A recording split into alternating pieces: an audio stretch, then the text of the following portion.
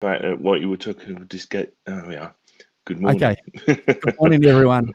You caught Simon and I when we were still in the green room. Welcome to part 2 of the British Electric Blues show, episode 2 for today.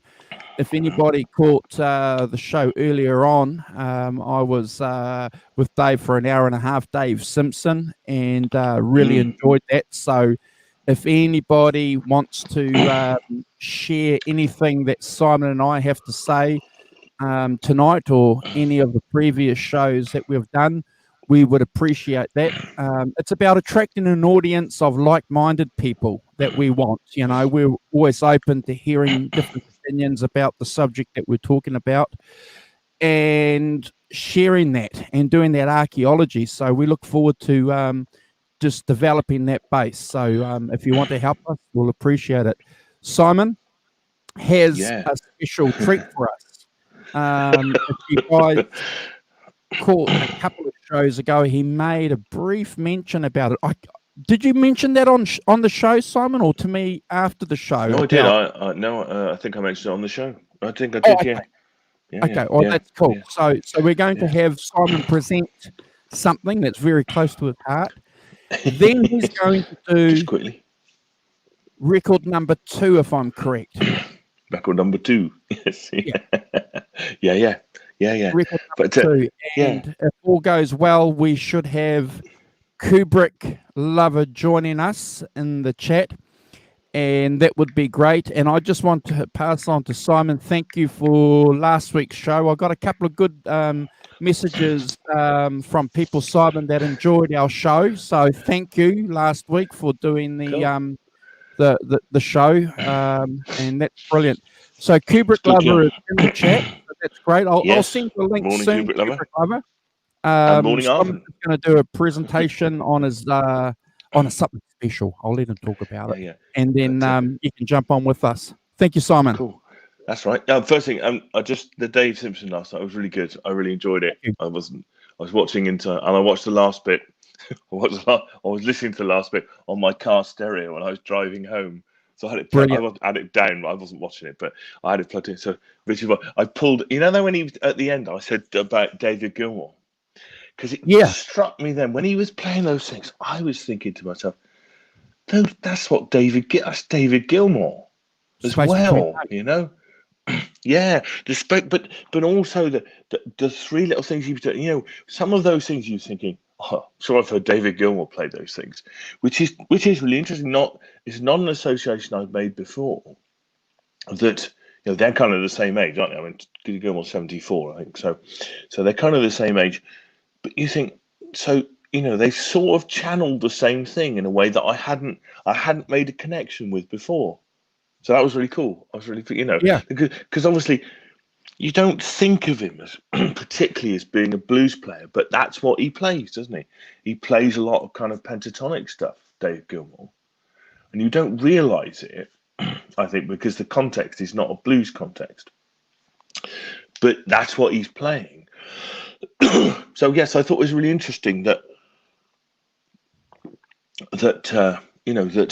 there was that association, and I could hear that crossover. So they obviously got the same kind of influences and stuff, and had arrived at similar conclusions, if you like, musically about how to play, what to do. So that was really interesting. I always like a bit of revelation when I'm so thank you, Dave, for that. That was really good. No worries. Yes. So onto my this is a bit self-regarding. This present you. Well done. This is called Years of Anger: The Life of Randall Swingler. Randall Swingler. Sorry, if I take my hand off. It was my grandfather. Wow. My mum's dad. So he's very interesting. You know, he was a writer and a poet in the UK in the 30s, 40s, 50s. He died in the 60s, mid 60s. But he was in part of the sort of British vanguard of kind of British communism and socialism the UK, and he, is very much part of that left editing left-wing magazines and things. But part of the book is about the fact that he for years he had an MI5 file, Secret Service file. Apparently they would come round where he used to live and write down the number plates of all the cars outside and things like that. Wow. Which is quite weird. But so he was born in 1909. So just after the Victorian era, and usual kind of he was the son of a vicar, but his great uncle was the Archbishop of Canterbury. Wow. Called Randall Davidson, who's the Archbishop. Then sent a telegram to his parents saying congratulations on the birth of, and the Archbishop was his godfather. Wow, that's brilliant. So you can see the kind of, because you have quite a church orientated family. And so he went to Winchester Public School, which is a well-known British public school. And he went to Oxford, and at Oxford, and we're talking about the sort of late 20s here. So late 20s. When the UK is kind of picking itself up after the First World War. We've gone through the Roaring '20s, where kind of the kind of socialism things picks up and appears in people's lives because of the Russian Revolution and those ideas. The ideas of Marx and Engels are going around. They've been around for 30 or 40 years. And people are becoming interested in those things, in greater equality of society, egalitarianism, and and obviously it's weird to look on it in hindsight, 100 years later, about those kind of the communist experiments of Russia, and obviously didn't know any of the stuff that was actually going on in those places. You just had this kind of wrapped up in this idealism of, as I say, greater equality, greater between people and stuff, regardless of their status and things. So he's really interested in that. He so through the 30s, he was a writer, poet, and various literary left-wing magazines and stuff. I joined the army for the Second World War. had a longer. So he's obviously just about So no, he's 30 in his 30s. He's obviously quite old for a soldier, but.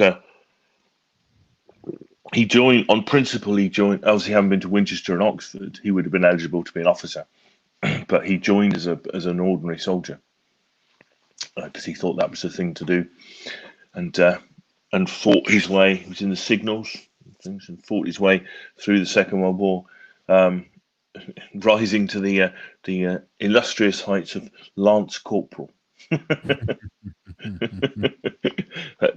but his grace, he was awarded the military medal, which for his bravery.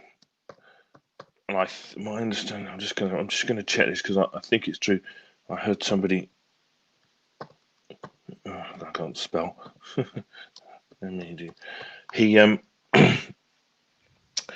He was awarded the military medal, which is 2 down from the Victoria Cross, apparently.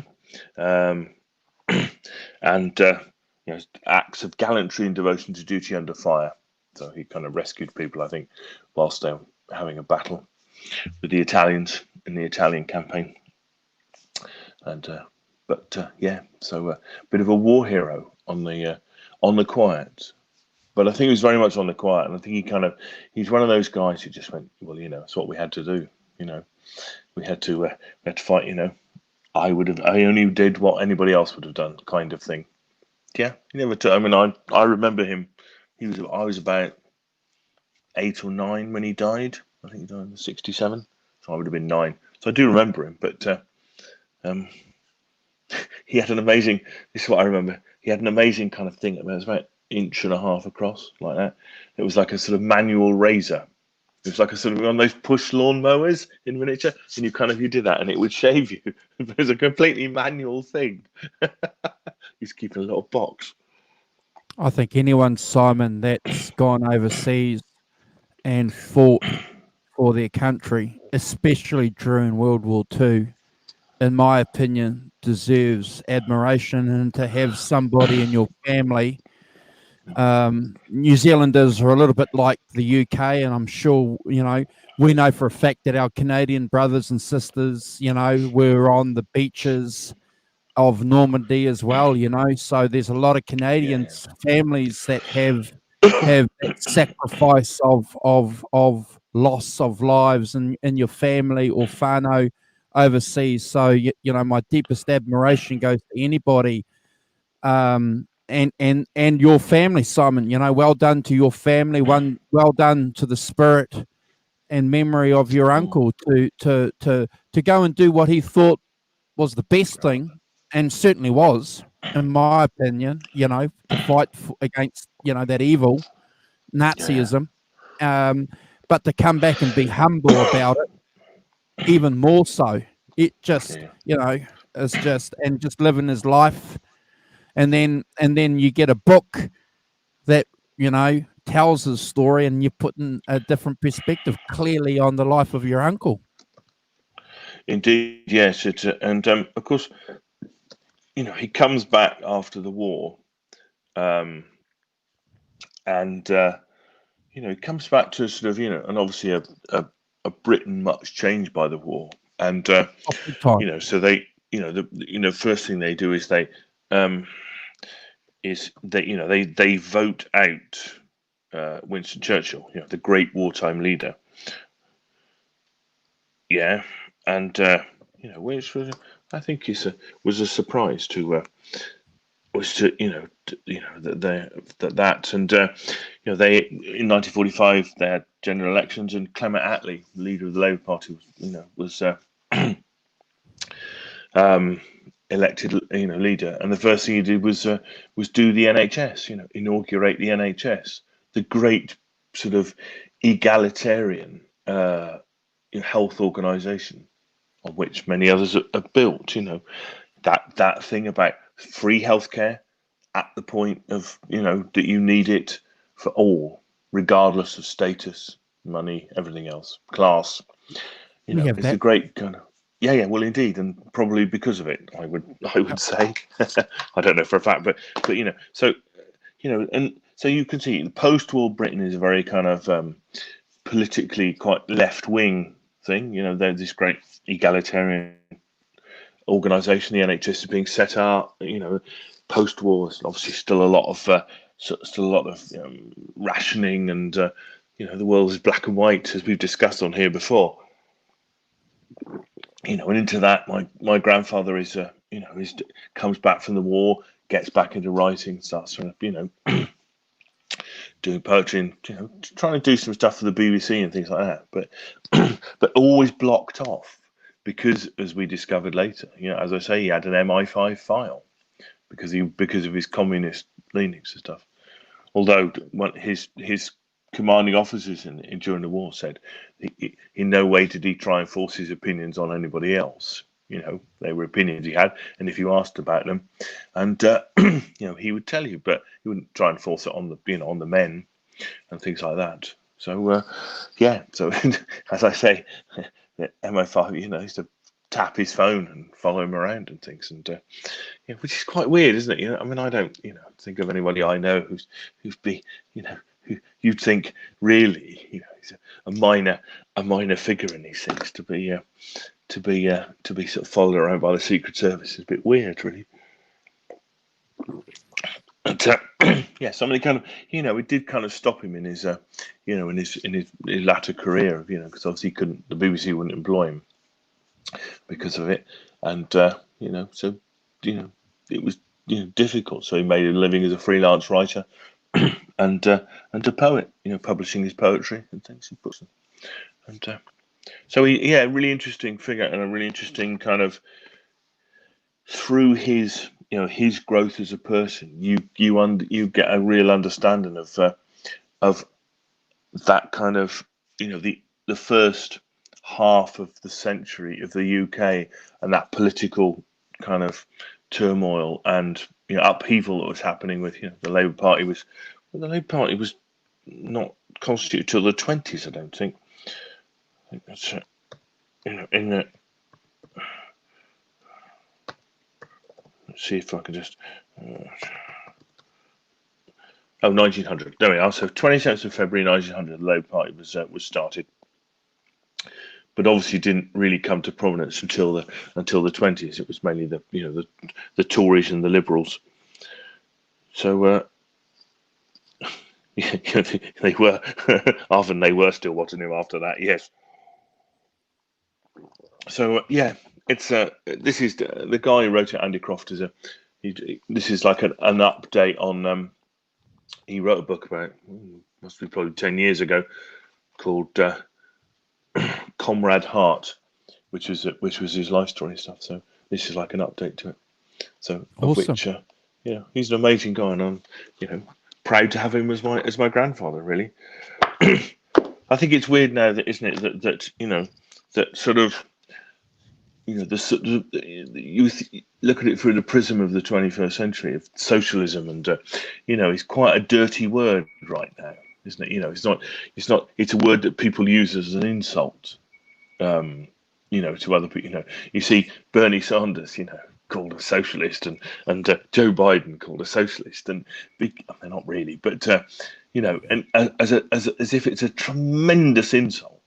But if you strip that all away and you start thinking about it as, people's ideological vision of a more egalitarian, equal society and stuff, I think that's stripping it back to its roots of what it was, and that's what my grandfather was interested in when living his life through that. So anyway, awesome. There we are. Kubrick lover, can you hear us? Yeah, I hear you. Good morning. Can you hear me? How you doing? Yes, we can, and we can see you. Okay. Thank you for joining us. So, thank you for having me. Yeah, no problem. Okay? We put you off a couple of weeks, and glad that you're still supporting the channel. Thank you. we don't take the support of the channel for granted. Yeah, I'm on. Well, I'm not always on camera on a stream, but I travel through all these streams, music streams and like movie streams. So it's constantly all over the place, So yeah. You're a bit jerky. I don't know how far away you are from your wife. I think. Oh, you know what? My reception's not the greatest. I don't think. Can you hear me? Yeah, we can hear you. Okay. It's just a bit jerky and a bit robotic. That's all right. My friend was saying that to me. So, yeah.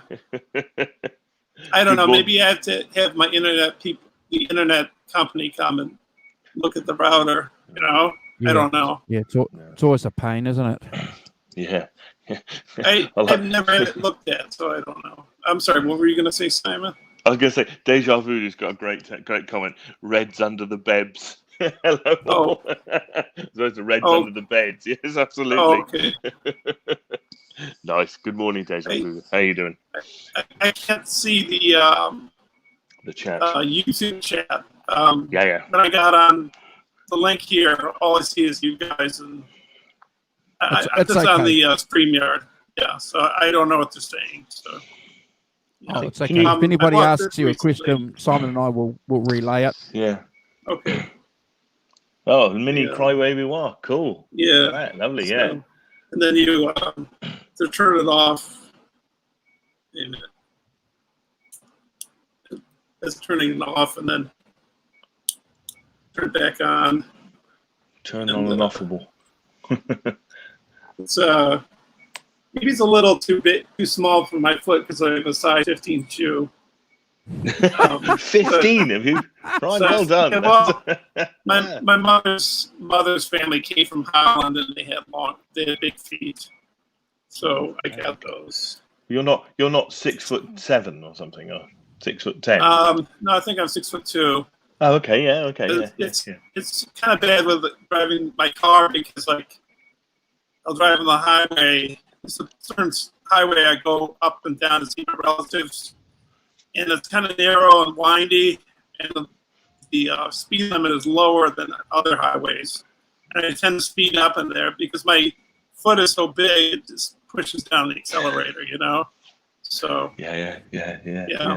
So I don't know. Maybe in retrospect, I should have bought a bigger one. But I heard this does like 3 different kind of sounds. Yeah. But then I don't know, the guy at Guitar Center, I don't know, the guy that I got that took it out of the warehouse or the back room, I don't know if he knows about unscrewing it. I think some of the people that work there know what they know their stuff, and the others just some of them don't. Yes. Yeah. So. Yeah. I don't know whether. Yeah. Yes, I don't know about. Guitar Center sounds like quite a difficult place to work. Yeah. Well, I don't know. Yeah, it's the guy that sold me my first one. The second time I broke one of my strings on my Fender Squire Stratocaster, he just charged me for the wire and not for the labor. So it was like, I don't know, $4 or $5 or something. But the previous time I broke, that time I broke. The labor. What? I was going to say that would be included for $5. Would be including the labor. I'm sure normally a set of strings here would cost about £4, which is about $5. Oh, all 6? All 6 strings are you talking about, or each string individually? Sorry, I missed that. All 6 strings, or just one string? No. All 6 strings would cost £5. So which is about $6. So yeah. So one string a pound kind of thing, that sort of thing, and so it sounds like if he charged you $4 or $5, he charge you for a bit of time to put it on as well, I would suggest. Yeah, well, the previous time I broke the the high E and the B string, and that was the first guitar I had before I had my Epiphone. I sort of banged up my Fender Stratocaster. Well, it's a Squire, but I was sort of playing around with it, and I think I messed up the machinery of it a little bit. I think they went inside the guitar and fixed it, and they put a whole new set of strings on. I might have beat the strings up too much or something. I don't know. And, I was going to say, how did you break them? I mean, I used when I started playing guitar. Yeah, I broke strings a bit, but I haven't broken a string on any of my guitars for 25 years. I just don't break strings anymore. I've not changed the strings or anything, so so obviously changed the way I play. Yeah. So, Well, it's the first time that I broke. The first time I broke the high E string and the B string, and the second time I just broke the B string. So the first time when I took it in, I like to be experimental, try things out. Yeah. And so I guess I was inspired by Jimmy Page playing the guitar with a violin bow. Yeah. So I took a fork instead of using a pick or a slide. I don't think I had a slide at that point. I used my fork, and I think it broke the strings, but I got this, I think, a weird kind of interesting sound out of it. It's on my channel. It's called Doom and Gloom. Yeah. Garage band song called Doom and Gloom. And that's me. Part of it is me putting the fork against the strings, putting it on delays and echoes to get that kind of weird sound. Yeah. Talking of, I think. Yeah. Talking of Jimmy Page playing the violin, do you know where he got it from?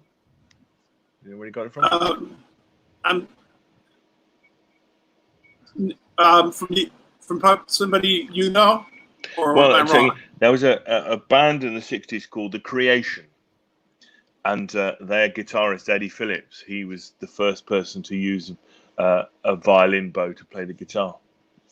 Oh, really? He was around, yeah, he was around in the 60s, so obviously Page would have seen him, and I think he got it from there.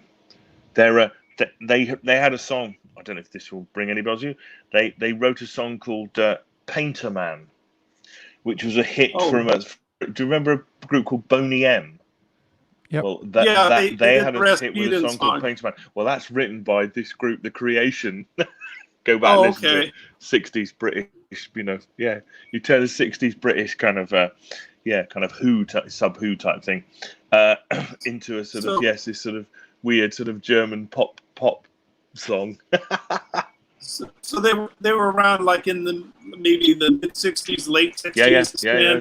63 they started. 63. Oh, okay. Yeah. How far back does Jimmy Page? Oh, I'm sorry. I didn't mean to interrupt you. That's right. What did you say?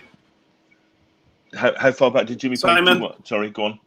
Well, I was just going to say, how far back does Jimmy Page go back in studio work? Oh, he goes back to sort of 64, 63, 64. Oh, okay. Yeah. So he did quite a lot, lots of studio work for in the early 60s. before doing Led Zeppelin in 67. Right, yeah. But yeah, I mean, yeah, the Creation there would be worth checking out for for a bit of a smile. It had so worth checking out. It's quite fun. Just a little side thing.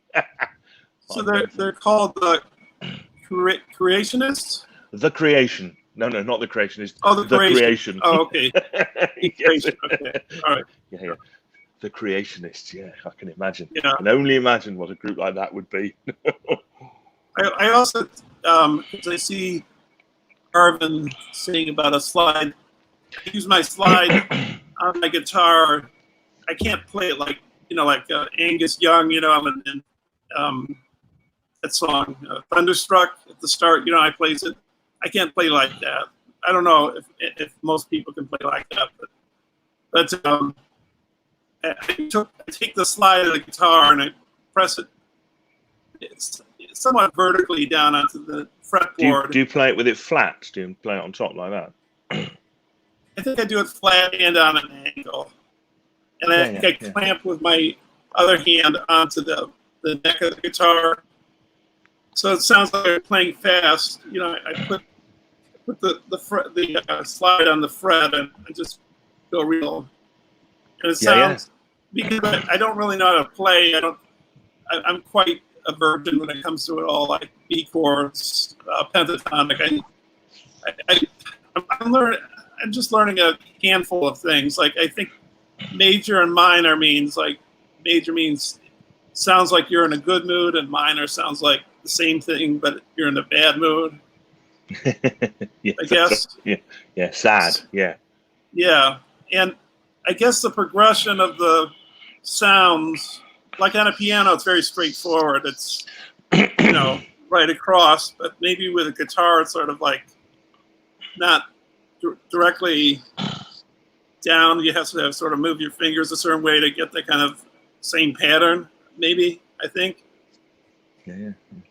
Would that be right? I think your naive kind of playing is really cool because it doesn't if you learn a lot of rules then you abide by them because that's the framework in which you play. But it's it's interesting to have somebody who doesn't do that and it actually approaches guitar in a completely different way as a kind of soundscape machine. It kind of and uses all sorts of different things to and things in different ways to just make sounds.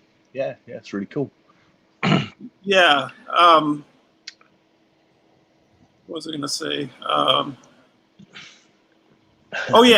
My friend said to me, he said, if I was learning how to do music, I would be caught like in a rut because I would be thinking in a certain way, and that's why I'm sort of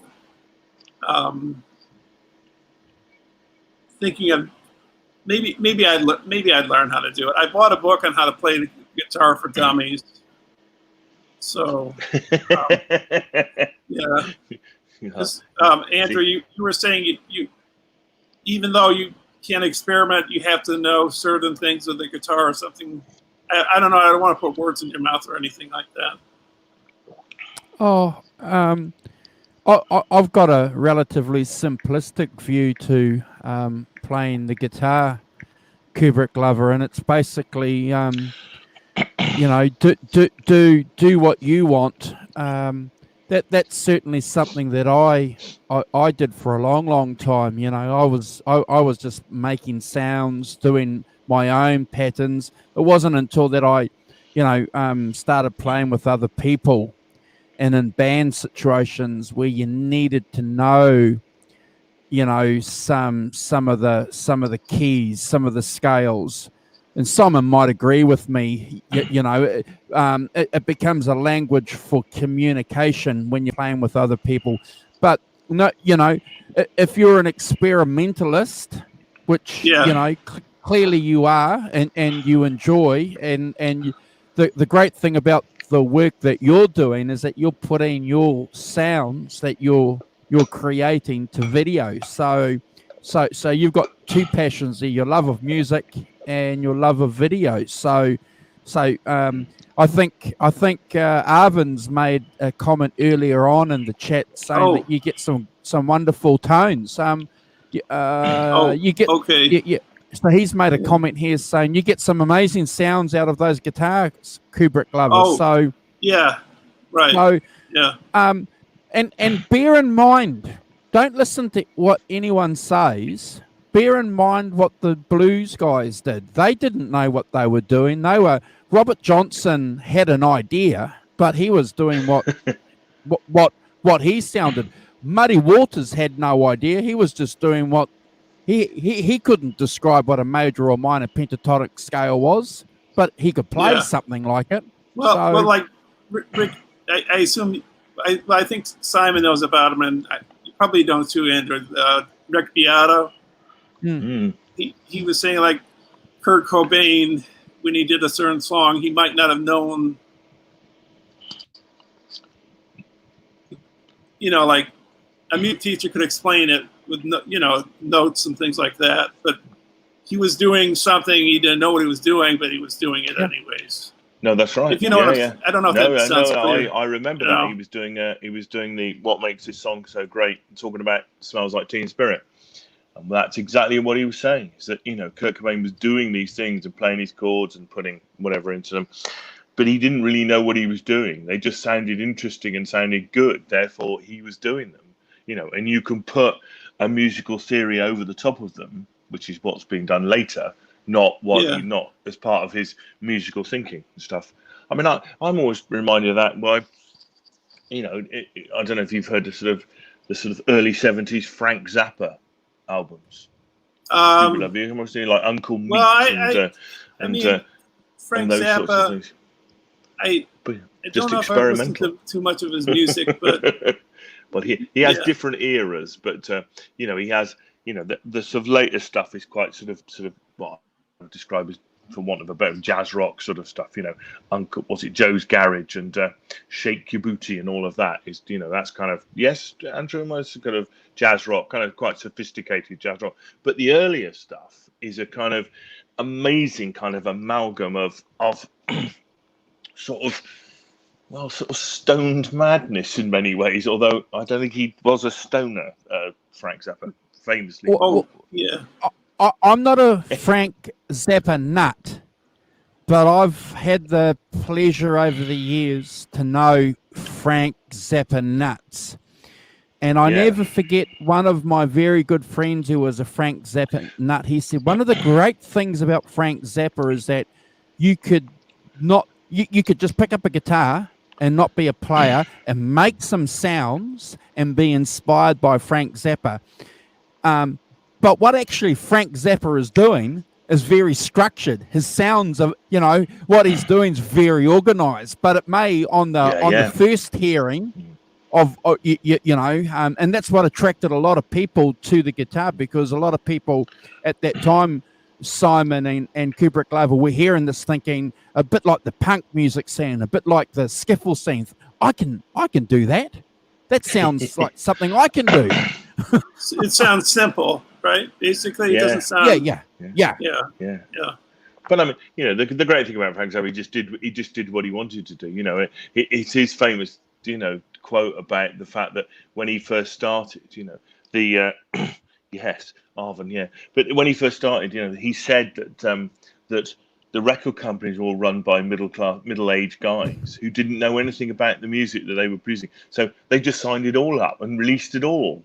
So you could pretty much release what you wanted, because they didn't know. And then they got the smart kids in to run it, and that's when the trouble started. That's when taste arrives into it and stuff like that, and then certain things are in and certain things are not. But if you've got, if you're listening to things like Lumpy Gravy and it's quite experimental and things, and then you go with Cruising with Ruben and the Jets, which is basically a doo-wop album, 50s doo-wop. Yes. I've got it. I've got a copy of it, an original copy of it, which might be worth 20p. Then his most famous record, which is Hot Rats, which is kind of like, I don't know, has a bit of a lineage to someone like Steely Dan. It's kind of quite jazzy, but has Captain Beefheart on one track, and but yeah, that's I Peaches think, on Regalia, which is fantastic. Wasn't Steely Dan kind of? They're not easy, right? Steely Dan playing them.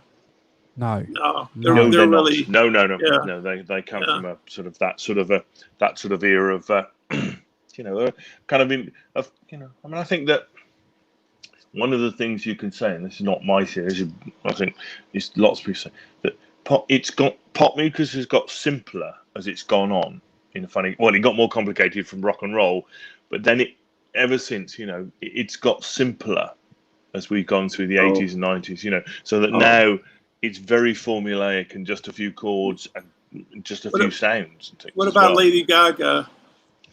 Yeah. I mean, there are exceptions always and stuff, but she's working in that thing, and I if you analyze her songs, they're still using the sort of same kind of chord structures and things, and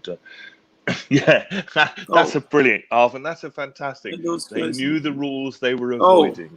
Well, that's beautifully put. Some of the experimental stuff I hear from that time period, like Pink Floyd, I have mixed.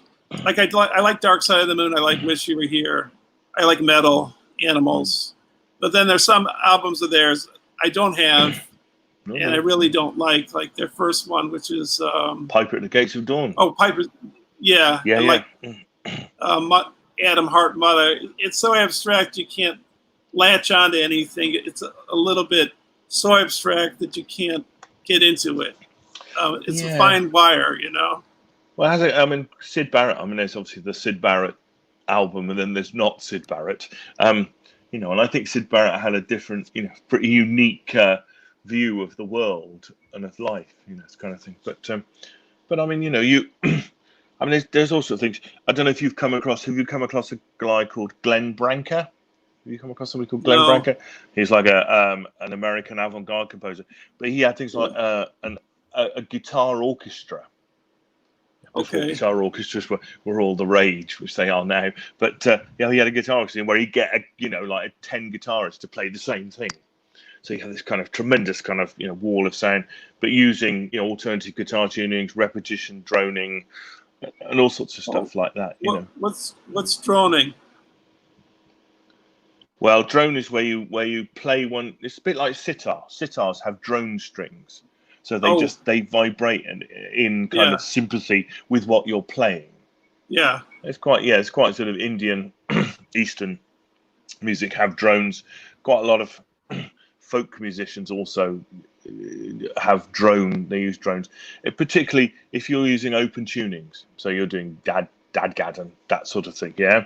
Some you can, when you're playing, some of the strings can be droning. They're vibrating. Is it the song called Venus and Furs by Velvet Underground? Mm-hmm. Yeah. That's a good example. Yeah. Okay. Yeah. It's a drone. Yeah. Before I start with guitars, I start off on I have a MacBook Pro, but before that I had an iMac G3. Mm-hmm. And I was the first way I started was I took loops off the GarageBand program and I put them next to each other. like I put a guitar and then under that a bass and under that a drums. So that was my first. And then I got a MIDI keyboard, which I still use. Well, I broke the jack on it. I forced the jack too far in, so I had to buy a replacement. But bad luck. Yeah, and then I bought the guitars and the amp. So that's my evolution. Well, yes. I don't know. But I got a ways to go. I would say I'm sorry. And I got, maybe I've done the guitar stuff you've heard on my channels, about 2 years worth of work, and that's not all the GarageBand stuff I've done. There's tons more that are on my hard drives, because I haven't finished those. So yeah, there's always work to be done. Yeah. Yeah. Do you know when they're finished? Do you have in your mind, or are you one of those people who goes, it's never finished? Somehow, I think it sort of depends on the song. Yeah. It's hard to decide sometimes. Like, I might go back and say maybe I could have improved it, or I might go back and say I think I did a good job. I don't know, but everyone does. Yeah, it's like a good job to me, I guess. So I don't know if that sounds like a good job to everybody else. I don't know. Are you from the Bob Dylan school, where it's actually what you recorded is a snapshot of what the song is, where it is in its evolution, and then you go on to play it differently, have different lyrics, all sorts of stuff, and what's it? You're having competition. What instruments beginning with B can I think of? Bagpipes and banjos. Oh, Arvin is just saying bagpipes as something to drive him crazy, I suppose. And Mr. Andrew Walton is joining in with banjos. So they're obviously trying for musical instruments beginning with B. Anything else? Okay, all right. Okay. Which is cool. But, I'm kind of stumped. But, yeah, no, Glenn Branca's worth checking out for his guitar orchestra for sure. Like symphony. I got to write these down. I'm sorry. I was going to say that he's got like a symphony number 13 for 100 guitars, kind of thing, which is wow. It's like that. What's it called? Hold on, I've got it on my phone. That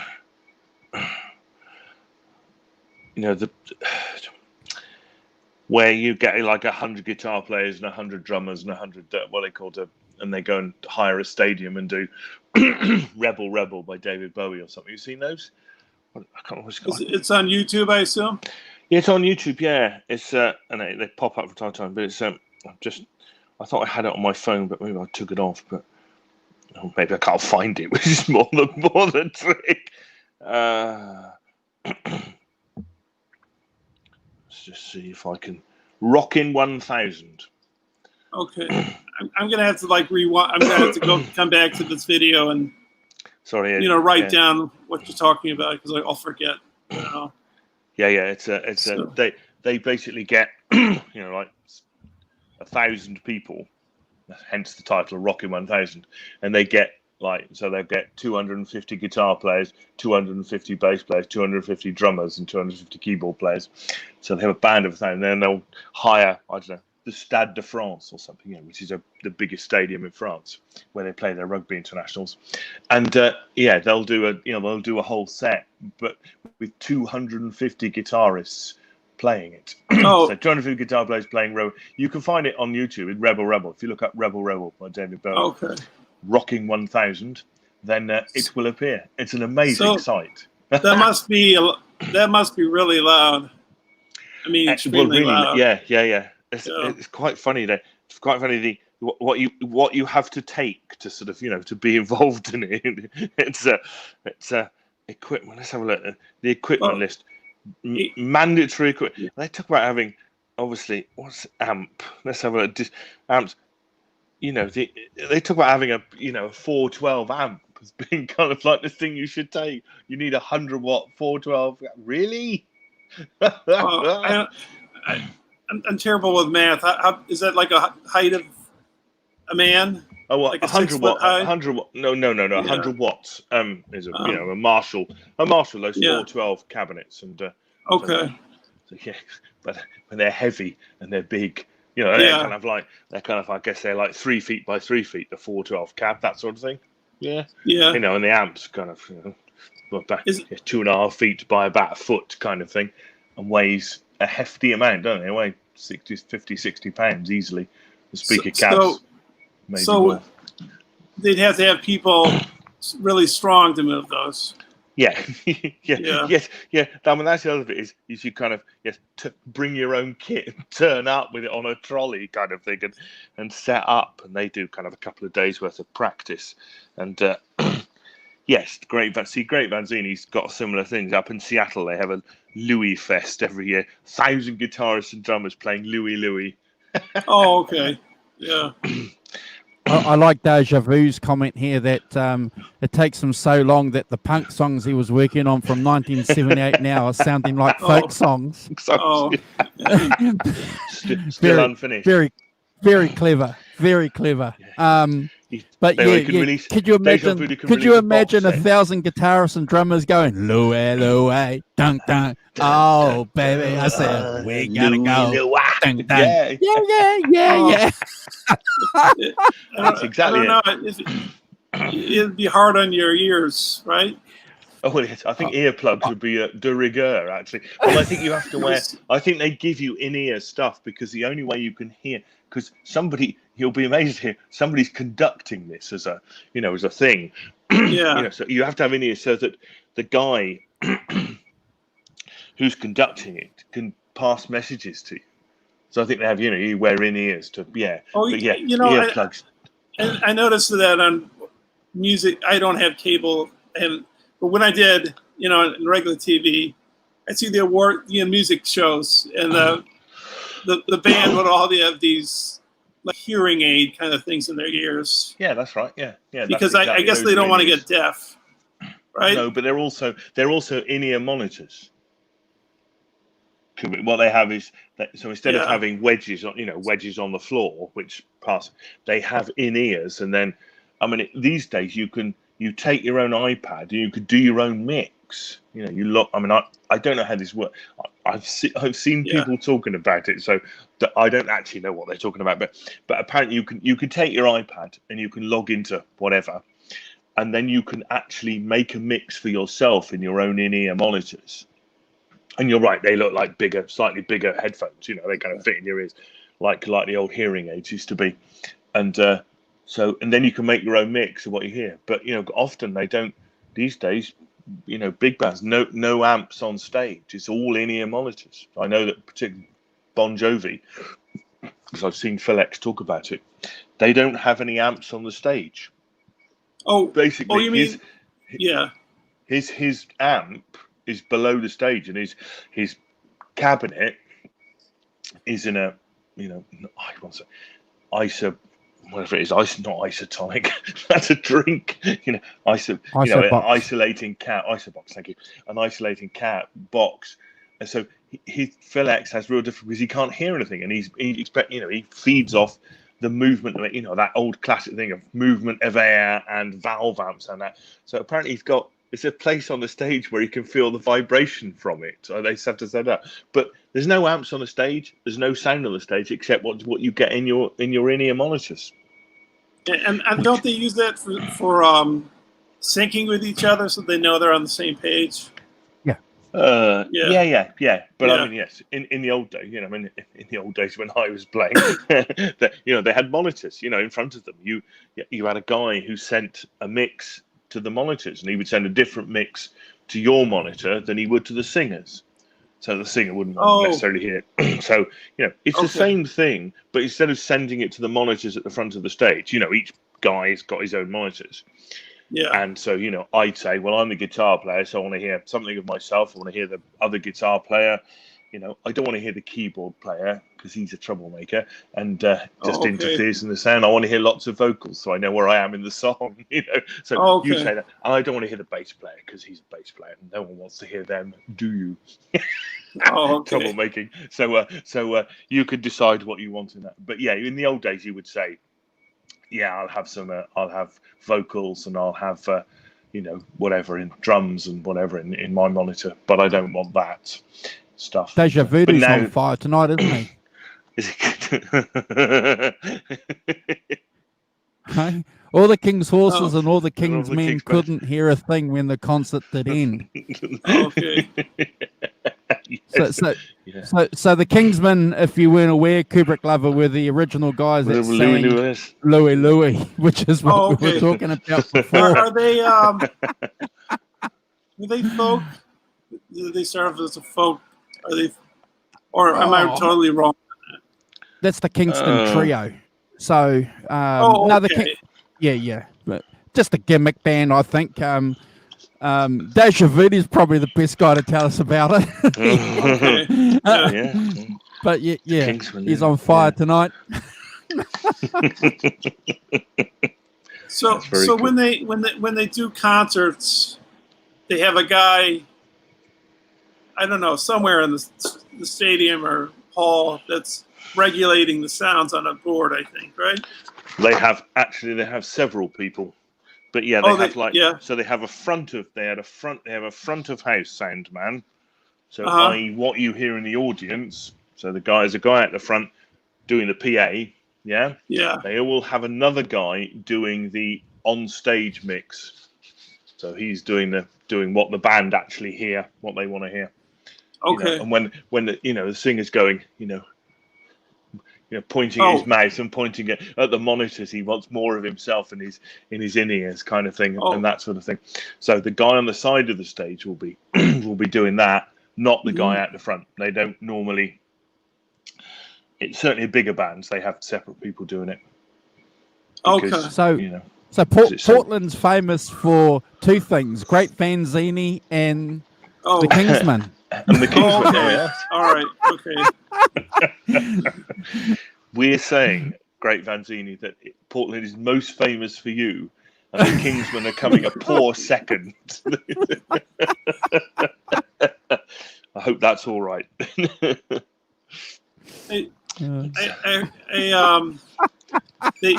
had the lead singer of AC/DC, Brian Johnson. They told him not to sing anymore. Yeah, in the concerts because he's almost deaf. Yeah. And then somebody said to me online though that wasn't the case. Well, maybe it was partially the case of the concerts. Well, he did say that he was better and he was going to come back, didn't he? I don't know what that means. Well, this person was saying that he lost lost a good deal of his hearing through racing cars. So I don't know if both of those are probably not good mixes. Well, those things are amazing. I was just talking to my nephew last night, and my brother has an this sounds posh. My brother has an aeroplane. He has a little 2-seater aeroplane called a Piper Vagabond. And Keir was saying that my nephew was saying that in the cockpit, the sound in the cockpit was about 125 decibels. So that's louder than most rock bands by the actual sound. Just sitting in the cockpit when you're flying the sound was about 125 decibels, which is really. So you have to wear headphones. You have to wear over ears, to protect your hearing. Right. Because it is bloody loud. Yeah. Yeah, like at airports with those guys. Yeah, that's right. With the paddles waving. Yeah, absolutely. Yeah, because it's when you're outside and very close, it's very, very loud. Right. Yeah. That won't be good for their hearing. So they definitely need to. It's I know that's right, Arvin. Yeah, Louis got banned, didn't it, for some? So I can't remember why it got banned. Sexual suggestiveness. Sexual innuendo. They thought they could hear sexual suggestiveness. Something, Louis, something. Oh, baby. We gotta go. That was it. That was what they thought was. Yeah. And look, Portland's famous again for Animal House. Animal House. I don't see the comment. Okay. Great Vanzini, The Kingsman, and Animal House in that order. Oh, okay. Oh dear, that's funny. Yeah. I don't know if this sounds like I'm what's that word I'm looking sidetracking. I just want to. No such thing. I just want to say that when you see my GarageBand videos on my channel and it has those numbers on it, like number 11, number 4. If people are wondering what that is, it's different drafts. Yeah. It's like, okay. that's what that means. So yeah. It's not. You're not doing a Beethoven thing. Symphony number 13 or whatever. 5. Well, like that's. Oh yeah, Andrew was talking about my music tastes. So I started off in the late 70s, early 80s when I was a kid. I liked music of the time period, rock music and pop music. And then I listened to classical from about 89 to 93, only classical for about 5 years. Then my brother played the Doors, so I got back into rock. And then shortly after that, I got into jazz. But I don't like all jazz. I don't like Duke Ellington kind of jazz. I like Miles Davis. Real jazz. Yeah, like more experimental jazz. John Coltrane, Ornette Coleman, and some new jazz like Branford, bebop and modern jazz. Yeah. So yeah. I like the fact in jazz they don't play. Well, I don't know about Duke Ellington, but like they don't play it the same way twice. And maybe jazz is harder to play than blues. I think it is. Oh, so, wow. Yeah. Is that what it is, Arvin? Was it actually the drummer? Really? Arvin says that the reason it was banned, Louie was banned, is the drummer broke a stick and he's going, excuse my language, fuck. Apparently got picked up in the mics. They kept the take anyway. I've never heard that before. Arvin, Nor have I. Well, yeah. Top marks. We're all off to listen to Louie after this. Absolutely. The drummer swearing and drummers famous for swearing. Has anybody? I don't know if has anybody caught up with anybody listened to the Troggs tapes which is you know. Have you ever heard of the Troggs? You remember the Troggs Wild Thing by the Troggs?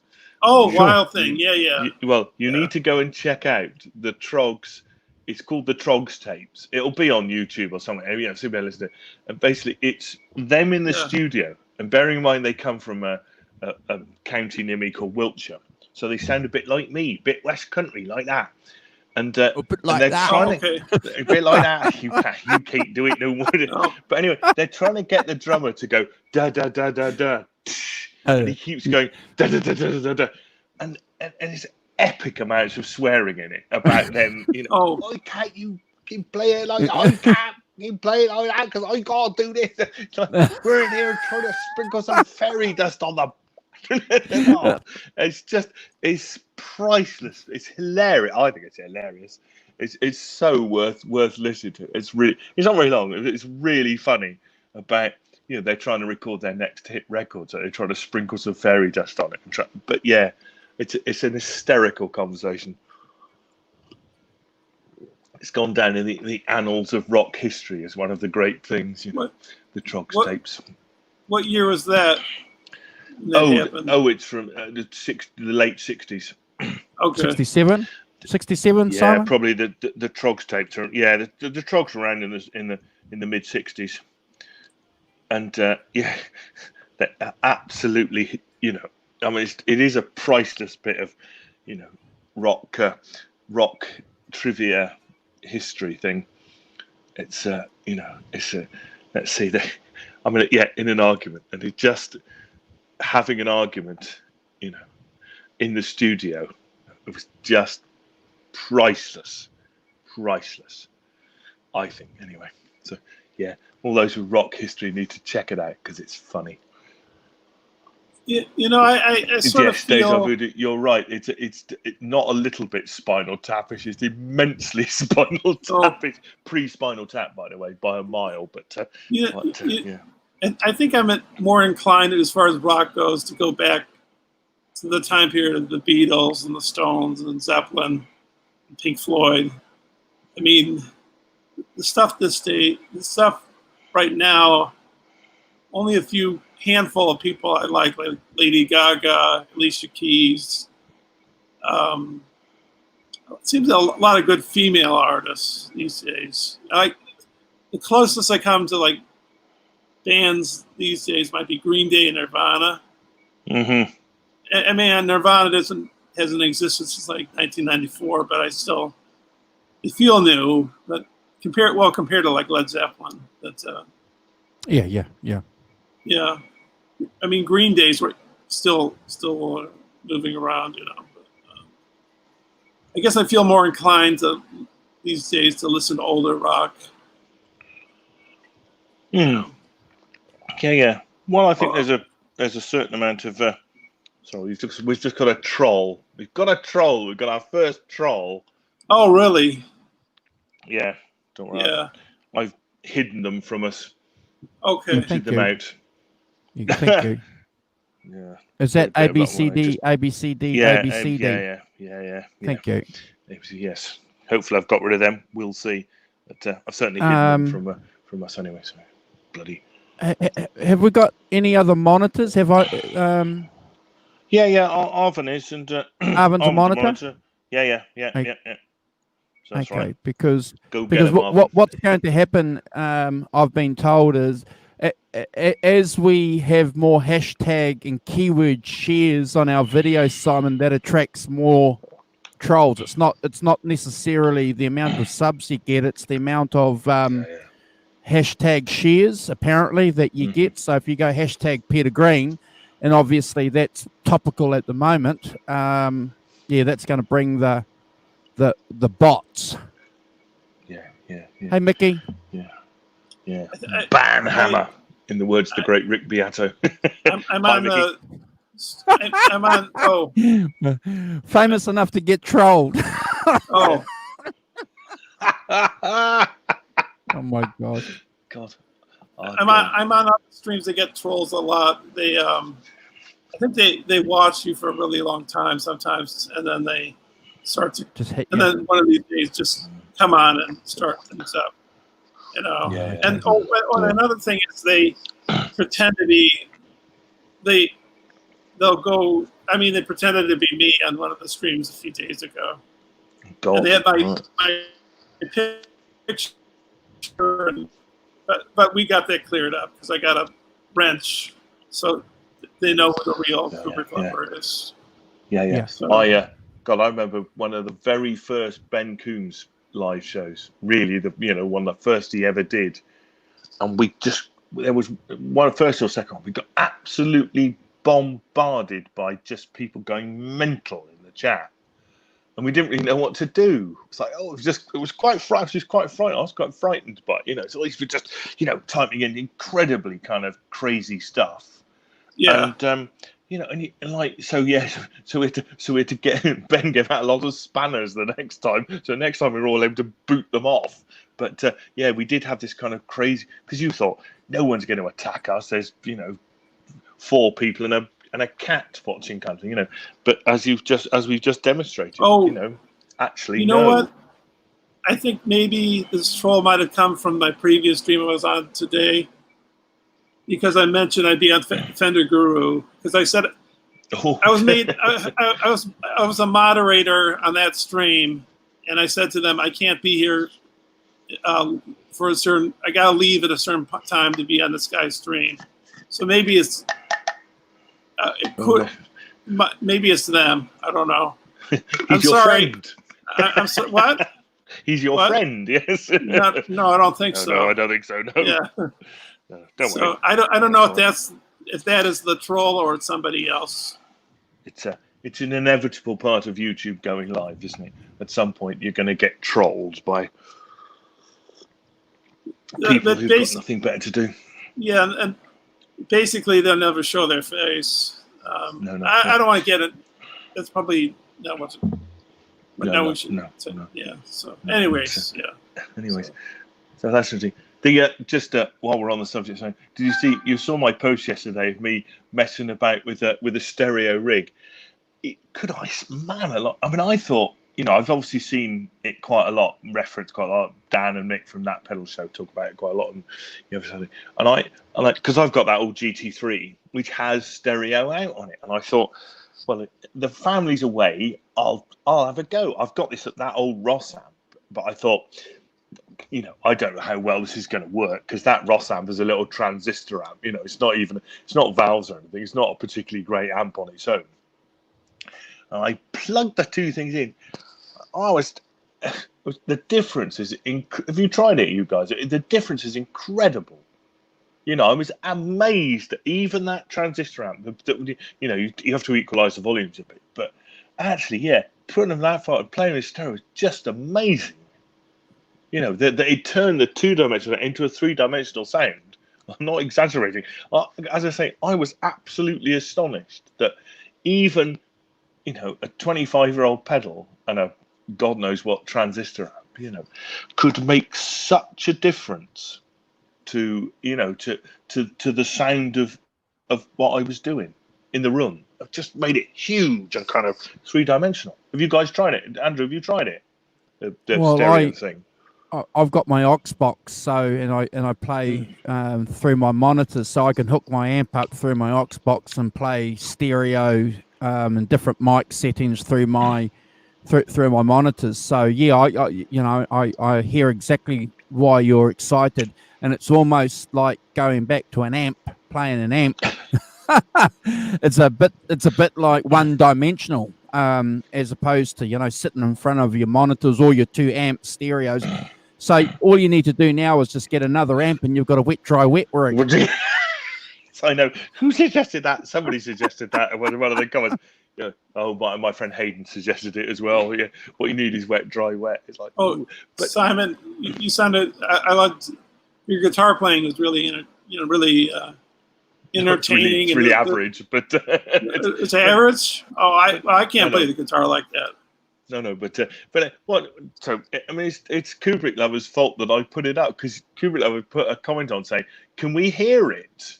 Yeah, so I thought, I was confused. I mean, I was on Facebook, and it was like 2 minutes, and all of a sudden at the very end, you moved, but like the first 2 minutes is just a still. The first one I put. Well, I don't know what happened to the first one, but it obviously got corrupted. Yes, I booted it off and put it up properly. I don't know what happened there. But, but no, and I thought, well, perhaps I will. Perhaps I'll just record some on my phone and kind of, put it up, see if anyone's interested. I think it's interesting to hear things, isn't it? If you can, if you plug it, I plug it into my stereo if I want to hear it properly. I plug my iPad into my stereo, so I get proper.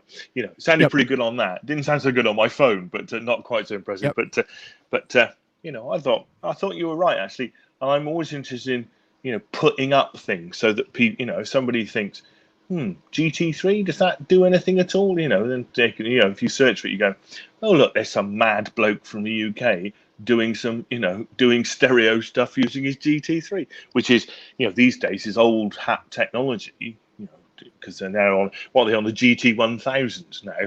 I don't think they haven't single figures. I think old technology or cheaper technology is not a bad thing. You know what I mean? No. My understanding about those GT3s is that one of the things they've got this sort of COSM Boss technology, but they have the actual circuits from the Boss pedals in them. Yep. I've read that in a couple of places. That's what they have. So if you're using, the Boss Blues Driver or the OD1 or whatever, then it actually got the actual circuits inside the pedal.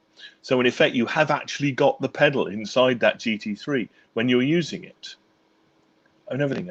I noticed, going through them yesterday and stuff, that it's got loads of sounds, it's got loads of stuff in it. But the acoustic guitar stuff sounds immense with the stereo thing. It sounded incredible when it, and I like the acoustic guitar simulations have gone. They're pretty good actually, electroacoustic stuff, still pretty good. I think lots of it, some of it I'd never use, but the basic, if you put the basic, say the Fender Twin sound, that's I've played I know what a Fender Twin sounds like. It sounds like a Fender Twin. and you can't imagine. Go, bloody hell, that sounds just like a Fender Twin. How does that even work? You know. And Yeah, so, yeah, I you know, think you're actually, right, Simon and Kubrick lover. I think we get caught up sometimes just because it's version 15. It's probably better than version 3, but you know, we can pull out 15 different products if we want and say, well, look, you know, we know that version 1 or version 2 is better. But look, at the end of the day, if you're talking about technology getting better or worse, you know, as it progresses, we're still playing valve amps. You know, valve amps are still being sold, and you know, how long have they been around for? You know, you know, you know, you got a lot of guys using a lot of modeling amps these days, and a lot of guys who are anti-modeling amps. So, yeah, you know, it's just like. No matter how far in the future you go, the guitar is still well, there are 7-string guitars and 12 strings, I guess. But there's, you know, you have the 6-string guitar, you have the regular settings, you know, the low E and the A, D, G, B, E, and there's certain things that are like, that's why I thought buying a guitar book for dummies wouldn't go obsolete, because, you know, 50 years ago, 100 years ago, you play the guitar the same way. I mean, there are things that are different, obviously. But yeah. I take your point, Arvin. Yeah, it's interesting. Just splitting it, but obviously the GT3 obviously, you know, has a bit of intelligence to it, and sense, you know, that it pings back and forth. The pinging, if you're playing something like phasing or something, the phasing goes back and forth between the two amps. That sounds amazing. What exactly I know it's what is it's supposed to do, but you know, when you're only and you know, when you only got one amp and it doesn't do that, it just kind of goes, and then you put 2 amps and it starts going like that across with it. Wow. Is phasing panning? I'm sorry. Yes, it's panning. It pans from one amp to the other. Yeah, and you can set the time delay, and so Simon can see now why the Edge is fascinated with time delay and has all those different time delays. No, you're absolutely right. You know, I think Arvin's making a good point, because that was the first thing that I ever did years ago, was play 2 amps. I had 2 amps. I had just one set. out and one in, 2 out, just kind of a little switch. Yeah. You know, had one a bit grungy, a bit gritty, and the other one clean. And he had a pedal where you can an ABC pedal, you know, and you can flick between them. So you know, that was always a good way to get a fuller sound. But you're right, Simon. Having a digital delay and having those effects. Yeah.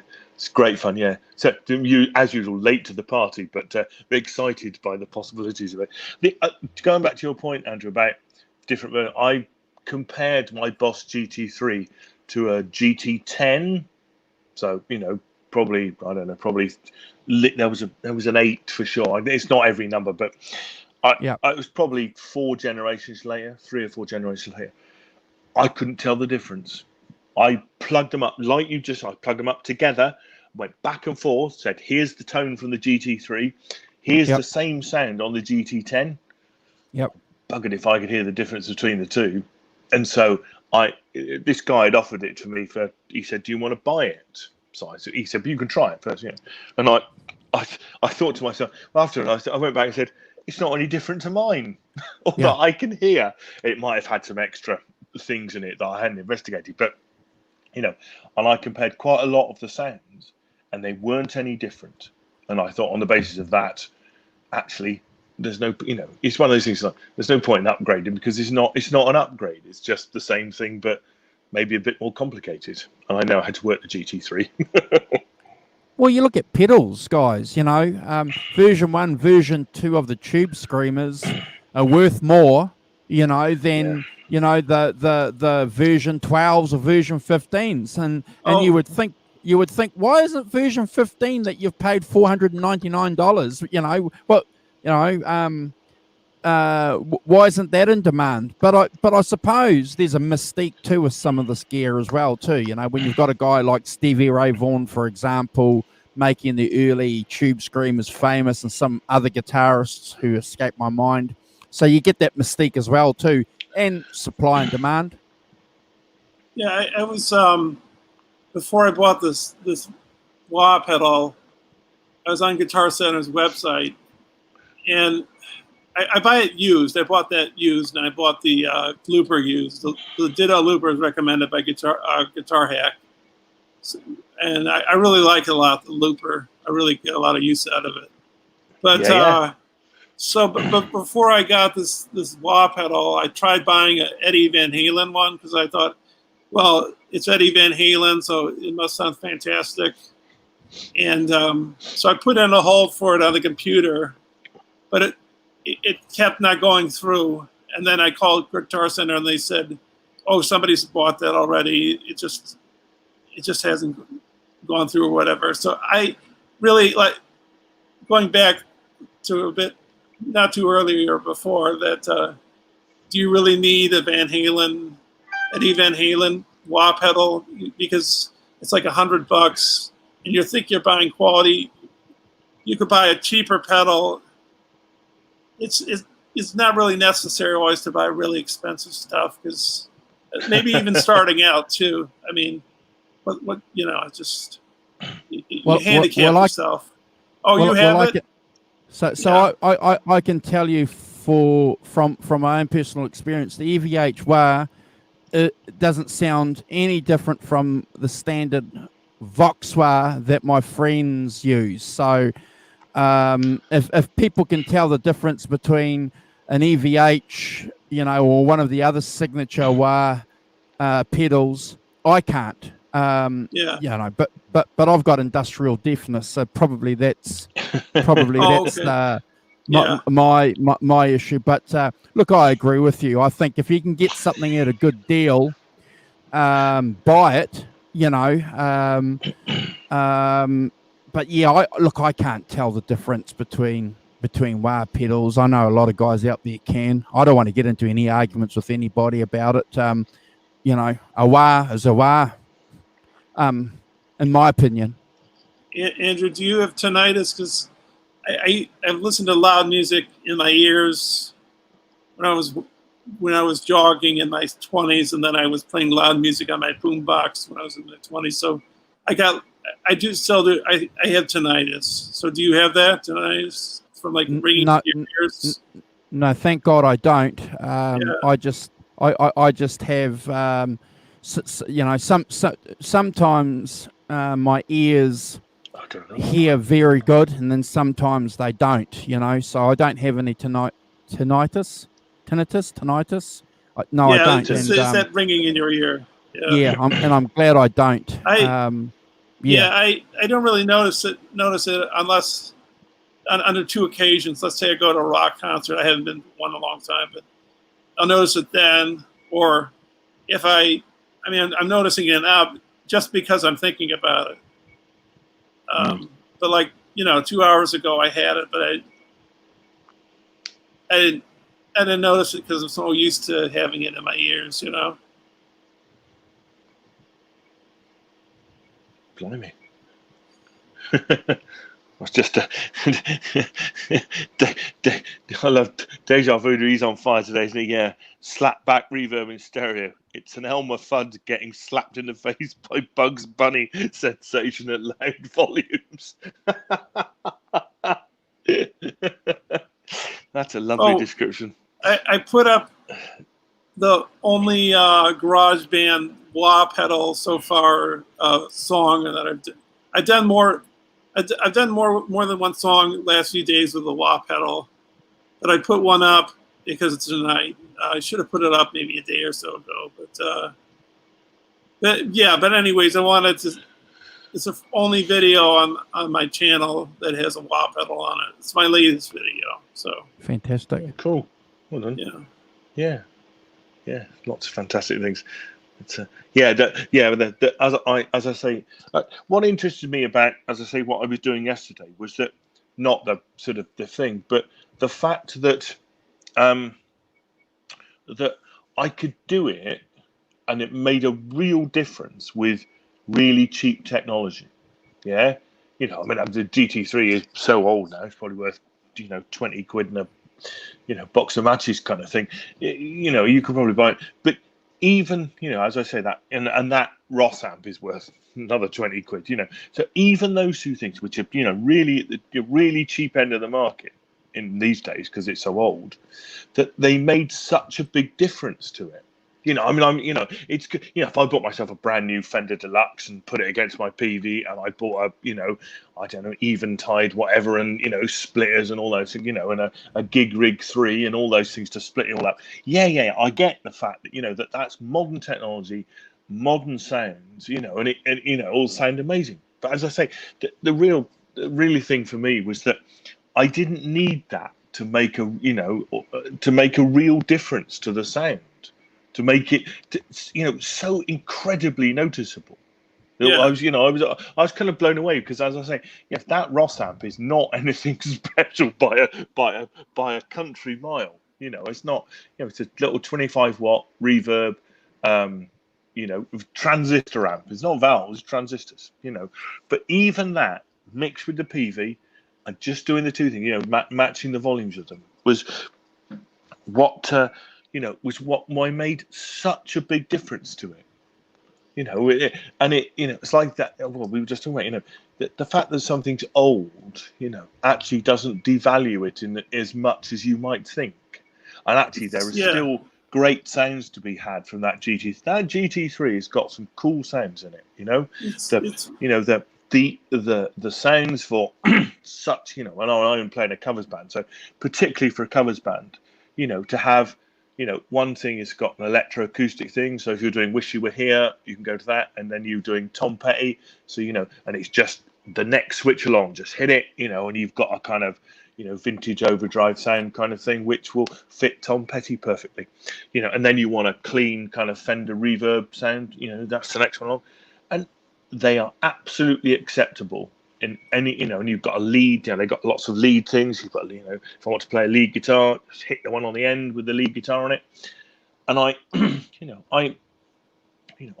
it's certainly, once you get into a band mix, what these things like, once you get into a band mix, you only hear bits of it anyway, but from my point of view, it's an absolute perfect, to get all of that stuff in a pedal board rig would require first of all, I got an acoustic guitar simulator of some kind, which, that's GT3's got half a dozen acoustic guitars. It's got obviously got, ones with chorus and all sorts of big stuff. And it's got smaller, just electroacoustic stuff. And, but it's, when you start playing them in a mix, with other instruments, it sounds great.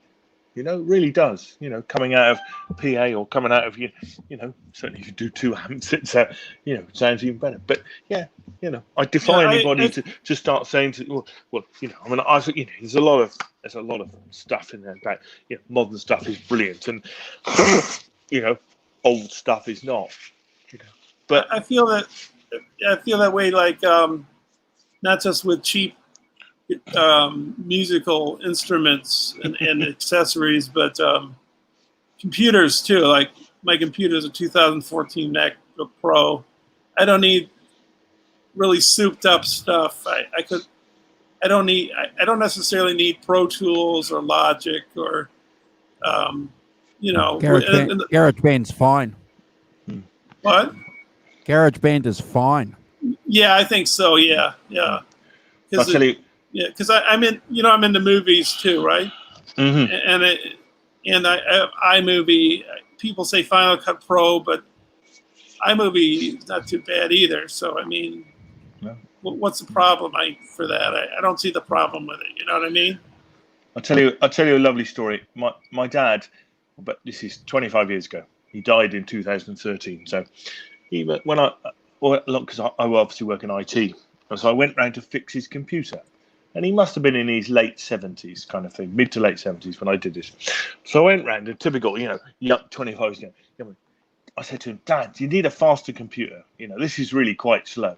And he said, the best thing, he said, listen, when you get to my age, he said, you want a computer that goes the same speed as you do. And he said, what I like about this computer is when I press the button, it thinks about it while I think about it, and then it produces the Oh. answer. He said, Okay. I know it's an illusion. He said, I know Yeah. it's an illusion. But he said, but I like the fact that when I press the button in Excel, it goes 1, 2, and then it produces the answer.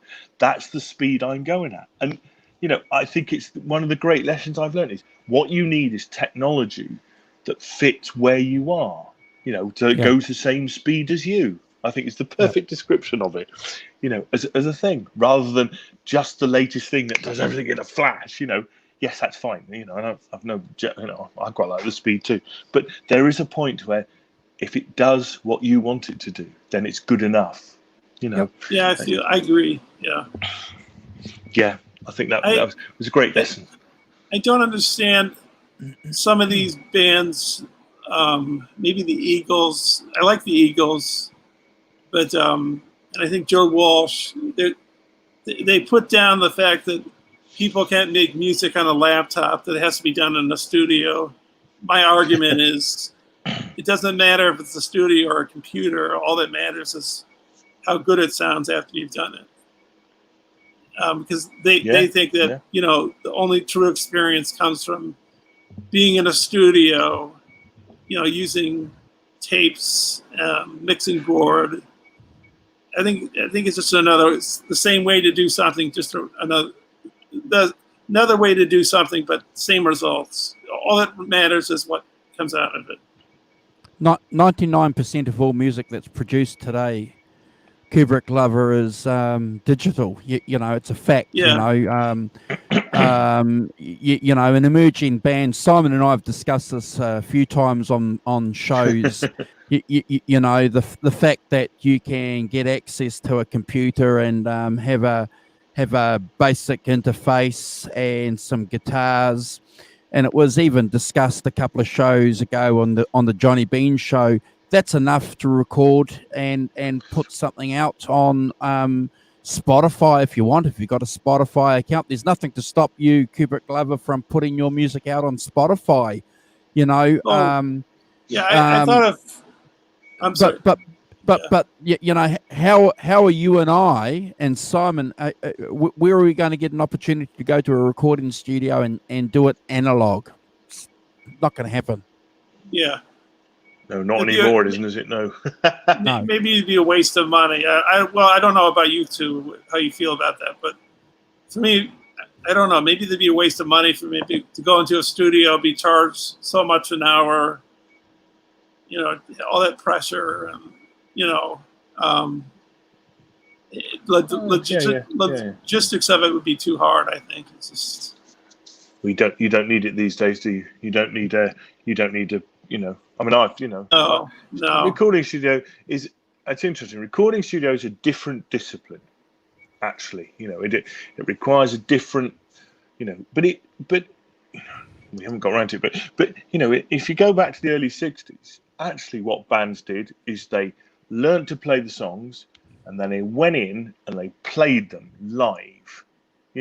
Pretty much bang. Which by the way, you could record an album in 3-4 hour sessions, because that's how it worked. And the discipline was you rehearsed the songs till you were tight, you knew what was going to happen, and then you went into the recording studio and you did 2 or 3 takes of a song, pick the best one. That's how it worked.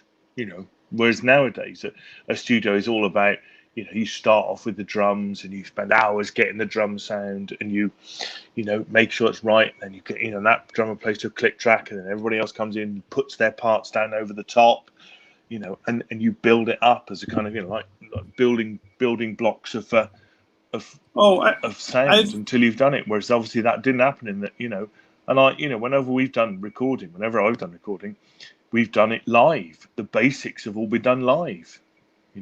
You go in as a band, you set up as a band in the room, count it off, and off you go. And you play the whole of the basic track as a 4 or 5 piece.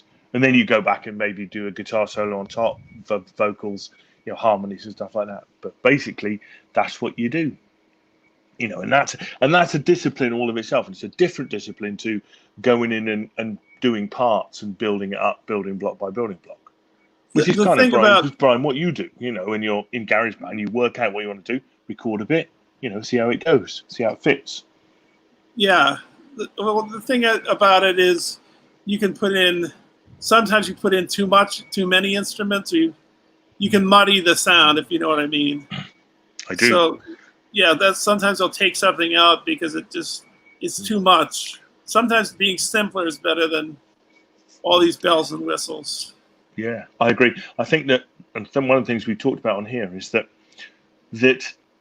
if you record something to tape, so you're doing it analog, what you're using when you review it, what you're using are your ears. When you're doing it on a computer, what you're using to review it are your eyes, because what you can see are the tracks. Yeah. And you can see the gaps, and you can see, and you go, oh, maybe I'll put something in there. There's only that going on there. Whereas, so you're using your eyes as much as you're dividing the two. Whereas if you're on tape, you're just using your ears. That's all you're listening to. Yeah, does it work as a recording? But the GarageBand program, you can click on one track and not hear the other tracks. Sure.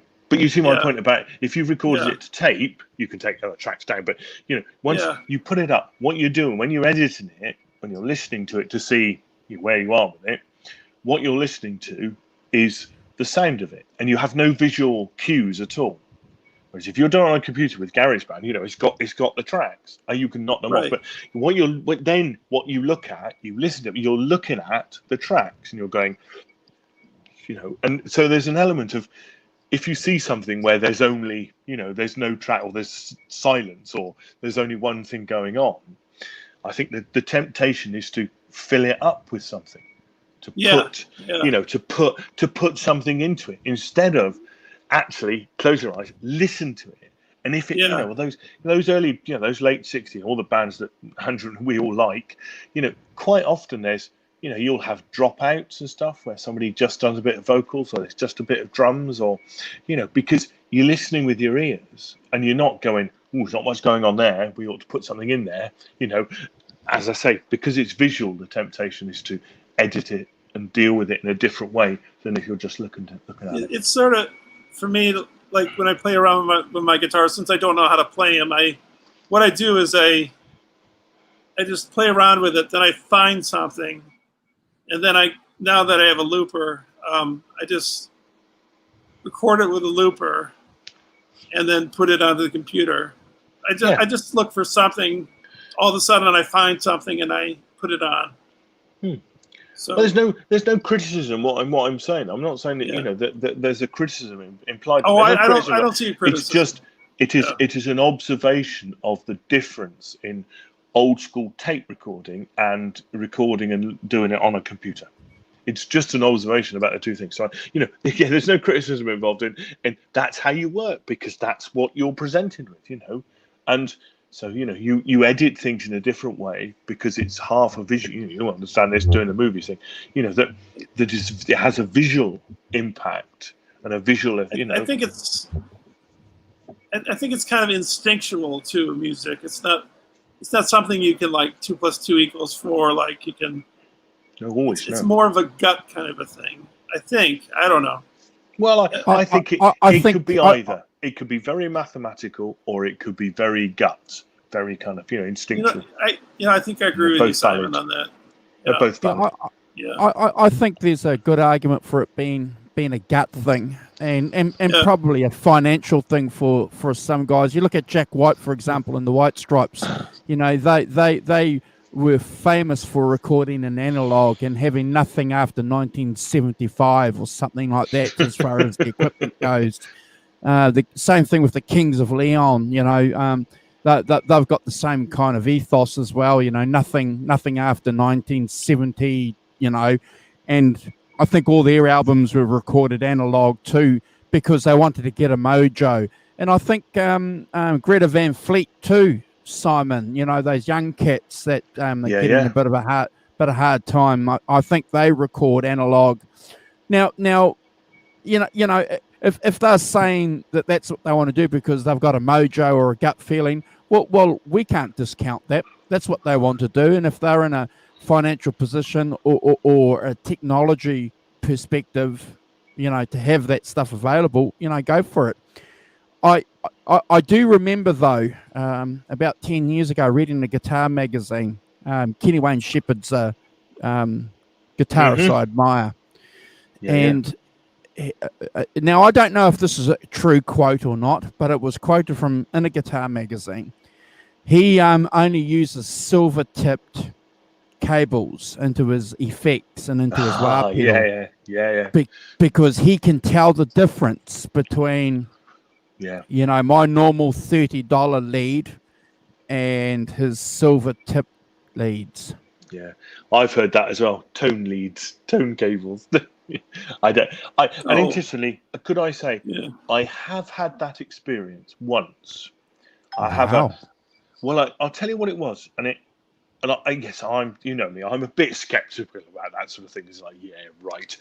But I got, because I use two guitars in the band, I've got a little Boss splitter. So two guitars in and one out that goes into the GT3. So that's where I use it. And I used, for one of the guitars, I used a much thinner, cheaper cable, right?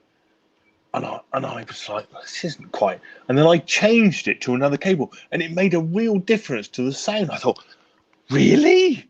So I've had a little experiment. Yeah. So guitar cables some are better than others? Yeah. Well, I'll show you. Hang on, I'll get the two cables, and you can decide. Hold on one second. Okay. Yeah, I've heard of that great Kubrick lover. I've heard of that, but I've never personally experienced it. Having said that, though, the guitar leads and patch cables that I do buy are Damasio's or Roadhogs. They're a good quality, only because I want them to last for years, not necessarily because I think they sound better. Yeah. So anyway, so I started. This was the cable I was using, which is cheap, very cheap, kind of standard non cable. And then I swapped it with this one, which is slightly better quality. Control, don't say very much, but it's quite a lot thicker and stuff. And there was a marked difference between the two. Yes. The class. Incredible. Your black one must be a Class A. They're a Class A cable, as opposed to the stand. Yeah. So you are right, Simon. They are classed. Yeah, Control Professional Audio Line Cable Series with OFC for electric guitar. So I don't know. Yeah, I don't think this is classed as anything much. But no. Yeah. But yeah. But having had it myself, as I say, just with those two cables. Before, I think I would have been a bit skeptical of that. Really, but because I have quite a lot of time often hearing the difference between. Yeah. But I, as I say, I was struck by the difference, and that's probably quite a lot of difference if I'm struck by it. It's yeah. Versus a decent, the other one's a decent one. I mean, it's not wildly expensive and stuff. I got some Fender ones. I don't know the difference between that one and say my Fender ones that cost £20 each, kind of thing. So I don't know the difference between those. I don't know if I bought £100 cable whether it would really make a difference. I probably wouldn't better hear it, to be honest. Is what I reckon. Cloth-eared Simon wouldn't better hear it. I haven't bought really long guitar cables because I'm just very close to the amp and the computer. I don't see the need for really long cables. The real secret, though, is the Vox curly cable. That's the tone secret. That's the secret sauce there. That's, as Dave Simpson would say, that's the good gravy. The good gravy. What is that, Andrew? What does that one do? That it's just the retro. It's just the retro curly one. It's the one that the guys used to use in the 60s and the 70s, for a while. And I like the fact that it was a curly cable and it just it sits there and it doesn't lie there like a normal standard cable. I like that, and some guys don't. It's just so it's not really a question. Cheeky. Oh, you're being joking. Yeah. It's not really. They're not really like. There's no distinguishing it. of them. There's no like, there's no big deal. They're not better or worse or whatever. No, they right? aren't. No. Yeah, No. It was just if you want to get that late '60s cream Vajo vibe, Rolling right. Stones vibe, with the Yeah. curly cable. Yeah. Because Eric Clapton's your favorite musician, one of I them. think. Great them? Van Zinni had curly cables back in the day too. See, curly cables are the things, kids. Face facts. I'll just let's get this. And Arvin says purple ones sound better too. There's Jimi Hendrix, no less a guitar than Jimi Hendrix, playing a curly cable. With Clearly curly cable. a red curly cable. Yeah. Do modern guitarists use those, or is it just? No, they went out of fashion, didn't they, Andrew? They went out of fashion for years. I've never bought a curly cable. I don't think I ever remember seeing a curly cable, to be honest. I don't buy cables that much, but only in the last 3 or 4 years have they sort of come back into fashion. Because obviously, it's quite useful to have a curly cable because obviously it stretches out. And it, instead of having great long cables all over the place, you've got an element of elasticity in them. Yeah. Yeah, that's what I like personally. Not the elasticity. Yeah. Do guitar cables last a long time, or are they like all kinds of other wires? You look after them; they'll last hundreds of years. Oh, okay. I've had this one for 10 years. Uh-huh. Yeah. I've got cables that are 15 years old too. But like same old adage, isn't it? Buy a good quality cable. Anything that's a little bit more expensive generally is harder wearing. And that was the point that I was making, Simon, when you were getting your cables. That's one of the reasons why, in the first place, I bought probably better quality cables was only because of the fact that they lasted longer. And guys have said, they've got that sealed socket too, which doesn't come undone, which is always a problem sometimes. Unscrewing. Yes, yeah. That sort of makes me think about my guitars. I put them in. I have. I think are they leather or vinyl cases or whatever. They're soft cases. They're not hard. They're not hard shell. Mm-hmm. But I think it's good to put your guitars in cases when you're not using them, because the first guitar I had, I didn't have a case right away, and maybe that helped. Maybe that made it. Maybe that's why it had to be fixed partially, because it was sitting on the couch and it was just coming out of good. And I live on the third floor of an apartment building. It's a house, but it's the third floor and the heat rises up. So probably not guitar. The humidity. Awesome. Well, I'm just looking at the time, chaps. We've been on for an hour and 42, and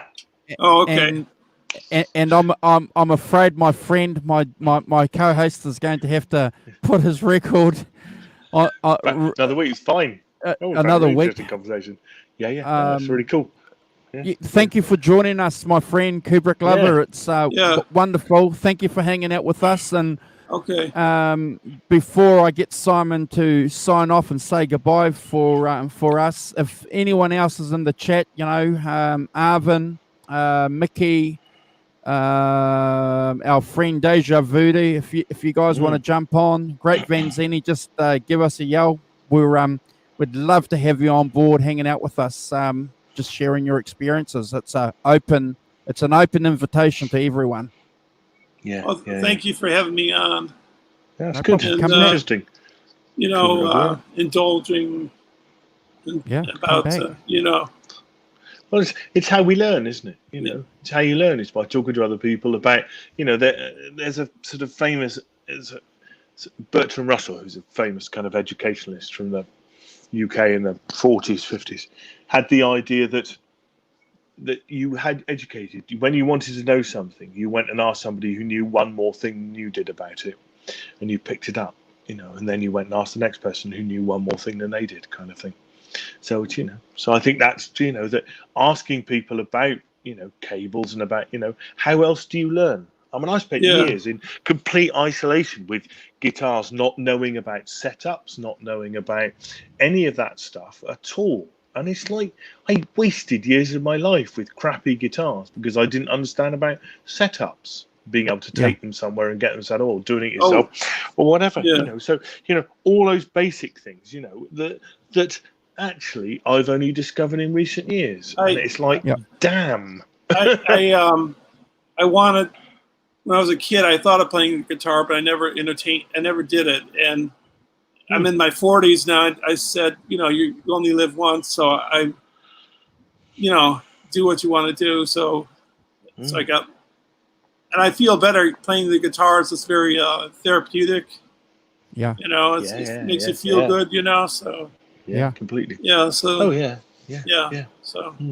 And don't fall into this trap that playing the guitar or playing an instrument is only for young people, when you only get really good at it when you're really, really young, and then it's downhill. Trust me, and Simon will back me up. We do get better. We do get, you'll be surprised. We do get better.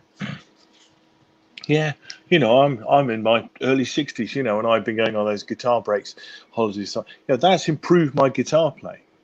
Just picking up what I pick up, and it's not, I'm happy if I get 3 or 4 things that I think, I can apply that to myself and what I do in the way I play, from a week. That's absolutely perfect. And talking to people about, guitars and investigating, all pedals and all sorts of things, I'm trying to make my own mind up about those things, whether they're actually of any use to me, or whether whether it's not of any use to me. So much information is out there, and you just have to pick up what is useful to you where you are, and that's what you concentrate on. And there'll be a whole lot of stuff which are either you don't really get, or it's not very useful to you right now, might be later, but you don't really know. So kind of putting it aside. Well, join us everyone next week for Simon's number 2 record, please. And we'll get I'll to look number 3 forward by to that. Christmas.